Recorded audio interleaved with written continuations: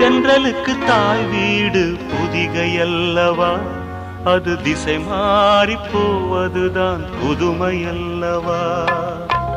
தென்றலுக்கு தாய் வீடு பொதிகை அல்லவா, அது திசை மாறி போவதுதான் புதுமை அல்லவா.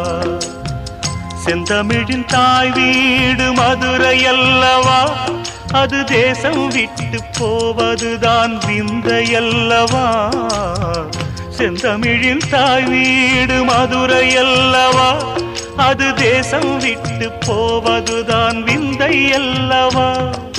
இன்னும் சொல்லவா, சொன்னால் துன்பம் அல்லவா. நான் இன்னும் சொல்லவா, சொன்னால் துன்பம் அல்லவா.